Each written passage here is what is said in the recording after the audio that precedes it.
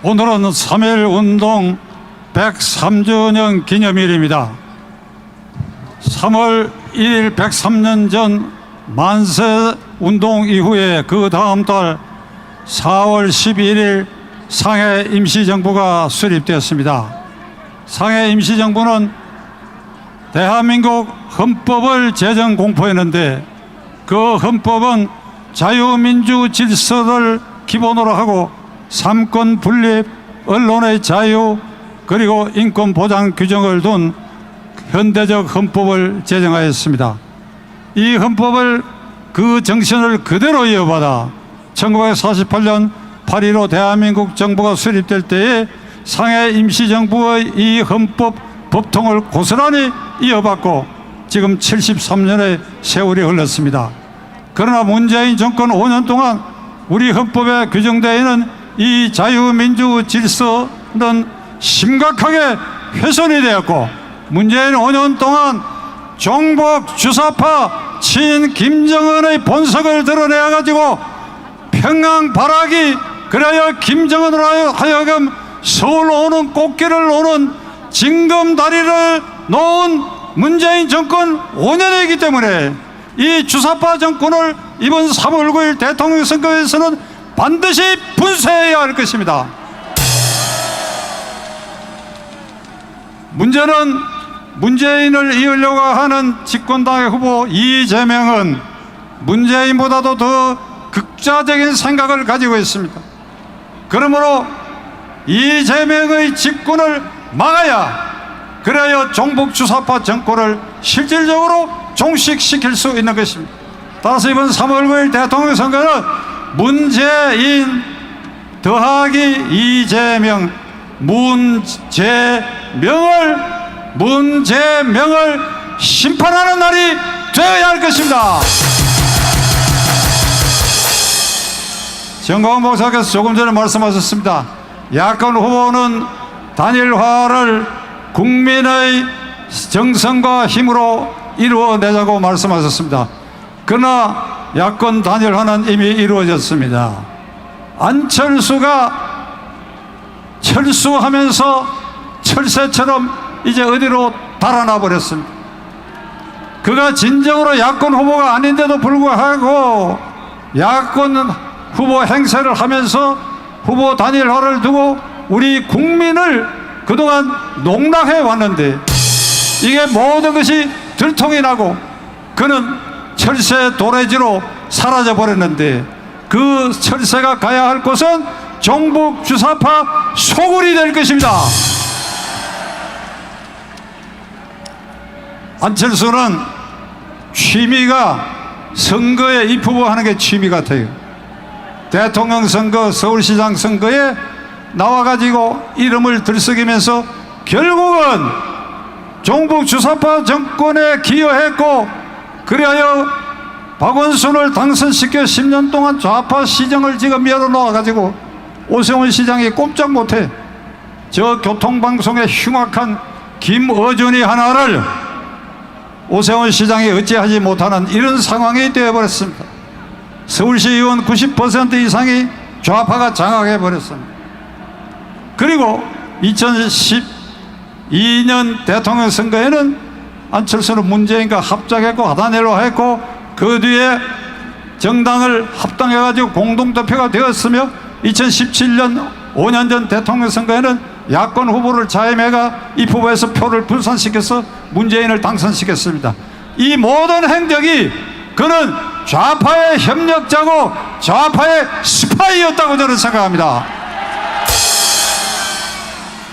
지난 서울시장 선거를 앞두고 나는 서울시장 선거에 올인하고 이번 대통령 선거에는 나오지 않겠다고 분명히 우리에게 약속을 했는데, 그는 이걸 뒤집고 서울시장이 안 됐다는 이유로 다시 대통령 선거에 나온 것은 국민과의 약속도 헌신짝처럼 버리는 사람입니다.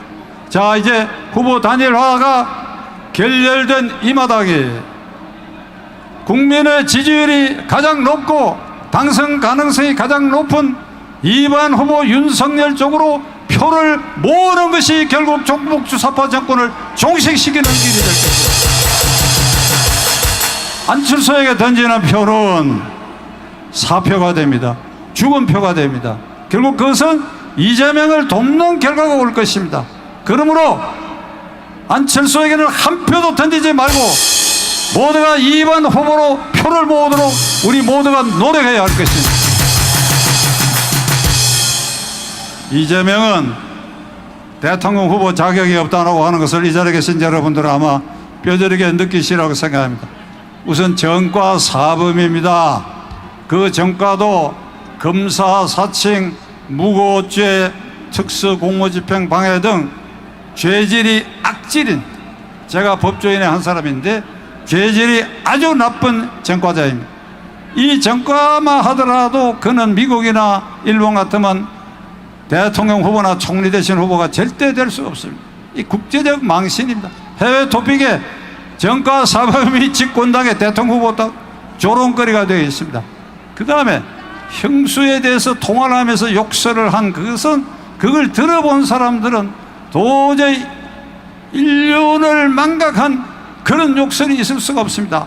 민주당 경선 과정에서 경쟁 후보였던 이낙연 씨나 정세균 씨가 어떤 말을 했느냐, 형수에 대해서 욕설을 퍼부은 녹음 테이프 그거 하나만 하더라도 이재명이 대통령 되면 국민의당 후보에게 진다고까지 얘기한 인격 파탄자가 문재인입니다.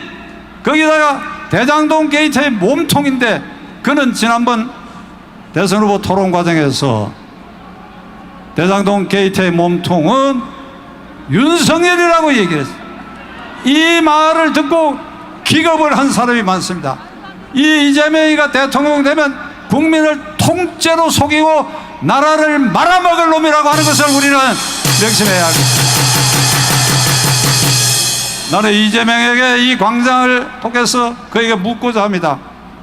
윤석열이가 몸통이라 그러면 그의 측근 유동규 등이 구속되어 있고 개발본부장 유한기, 기획 1처장 김문기, 그리고 변호사비 대납을 폭로했던 이병철 씨가 자살하고 변시체로 발견이 되는데, 그러면 이 세 사람의 죽음, 이 세 사람이 시신으로 발견된 것도 그러면 윤석열 책임이냐 하는 걸 나는 이재명에게 묻고자 합니다. 터무니없는 거짓말로 국민을 현혹시키고, 따라서 이번 대통령 선거에 우리는 이재명에게 지지를 보내는 국민들의 마음을 우리는 이해할 수가 없습니다. 국민의 수준이 이런 정도냐. 인구가 5천만 가운데 지지자가 있을 수 있지만은 윤석열하고 경쟁이 될 만큼 지지율을 얻고 있다고 하는 것은, 이건 우리 국민 가운데 역사인식, 헌법인식, 그리고 이재명의 본질을 제대로 깨닫지 못했기 때문에 이런 지지율을 얻고 있기 때문에 지금도 그는 큰 소리로 거짓말을 하고 다니고 있습니다. 자, 이제 결론을 내리겠습니다. 지지율이 가장 높고 당선 가능성이 가장 높은 사람은 이번 후보 윤석열이고, 이재명이나 안철수에게 가는 표는 결국은 종북 주사파 정권을 연장시키는 것이고, 특히 안철수에게 표를 던지는 것은 사표, 죽은 표가 되고 이재명을 돕는 것이다.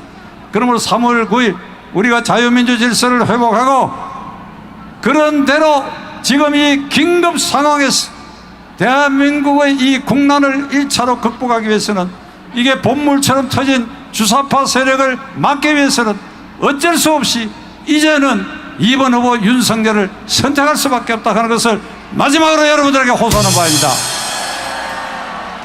감사합니다.